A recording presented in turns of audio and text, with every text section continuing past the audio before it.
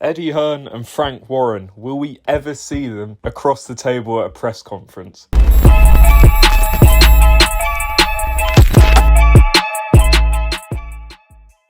Welcome back to Pro Boxing Fans. Now, today's video we are going to talk about, let's be honest, something we've wanted to see for years. Eddie Hearn and Frank Warren, or Frank Warren and Eddie Hearn on the same table promoting a fight together.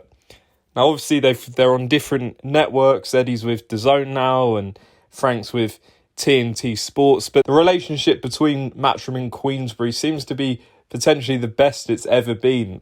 Eddie says he gets on well with Frank Warren's son, George Warren, who's the CEO of Queensberry. So there is a pathway of communication and potentially to make some fights. And obviously, they have made some fights in the past. If you remember the fight between Demetrius Andrade, who was with Matchroom at the time, and Billy Joe Saunders, who was with Queensberry at the time.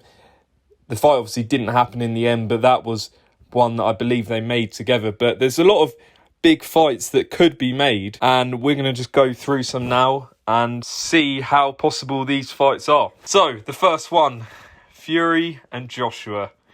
We have been talking about this fight for way too long. Obviously, in 2021... they tried to make the fight seem close to happening in Saudi Arabia, but then the judge called for Fury to face Deontay Wilder in a third fight. And to be honest, thank God he did, because that's going down as one of the greatest heavyweight fights of all time. Probably the best fight I think I've ever seen. Then Joshua got offered the fight in December at 60-40. The fight didn't happen. I don't think Joshua was really ready after those two defeats to Alexander Usyk to fight someone like Fury. And a few weeks ago, Fury wanted to fight Joshua in September. Now, Joshua looks set to fight Dillian Whyte August 12th. We are just waiting on an official announcement, but that seems done. And then he's looking to fight Deontay Wilder in December in Saudi Arabia. Frank Warren said that a game changer is happening for Tyson Fury. There was rumours of Francis Ngannou in an exhibition, which isn't really what the fans want to see. And potentially this Alexander Usyk fight might happen in January, providing Usyk beats Daniel Dubois in August. Now, this fight has been talked about, like I say, for so many years. The danger is, have we missed the boat on this one? It's nowhere near the fight it once was. At one point, it would easily have sold out Wembley Stadium, potentially even twice over. Now, you look at it, Joshua suffered a few defeats. If he was to lose to either Whyte or Deontay Wilder, then no one's really going to give him much chance against Tyson Fury. I mean, the fight is still big either way. They're the two biggest British names we've had over, the last 5-10 years. But at 34, Tyson Fury, 33, Joshua, you have to wonder, has this marinated too much? Has it passed its sell-by date? What do you guys think? Does it still sell out any stadium in the UK? If that fight got announced tomorrow, would you be like, yes, Fury against Joshua finally? Or would you be like, whatever, it should have happened 5 years ago? But I do think, having said all of that, if that fight doesn't happen, we're going to look back and say, how on earth did that fight pass us by? It probably still needs to happen, just so we know. Like Brook and Khan, way too late, but at least we got to see it, and this seems to be the same. When? I'm not sure. Next summer, potentially, could be the final opportunity, but that is a fight I think they have to get together and make. Next one we're going to look at is Callum Smith against Anthony Yarde. Now, Callum Smith is going in against Artur Beterbiev, a common opponent of Anthony Yarde, on August 19th in Canada, challenging Beterbiev for 3 of the 4 world titles. Now, Yarde put in a great performance, a great effort against Beterbiev and hurt him at times in January. And Callum Smith, you'd argue, is more pedigree, more experience. So let's see if he can pull that off. I think if he does pull it off, there is a good chance that fight could happen, because if you look at the WBC rankings, 2 and 3 is Joshua Buatsi and Dan Aziz, who are reportedly going to fight this summer, and then is Anthony Yarde. So if Callum Smith takes a voluntary defence of his titles, then why not? Why not Anthony Yarde? I mean, Callum Smith's always wanted an Anfield fight. Is that fight big enough for Anfield?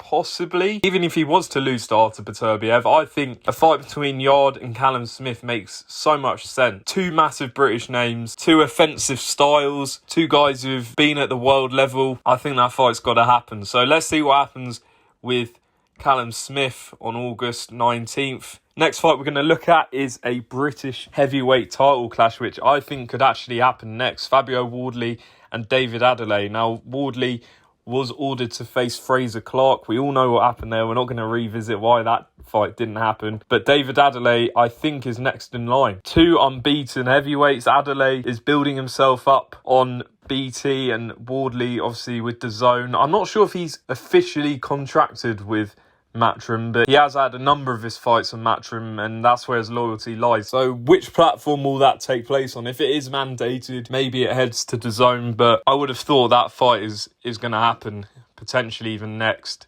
Both men unbeaten. Let's see the fight. Let's see them put it all on the line. Let's see them risk their oaths. That's the fights we want to see.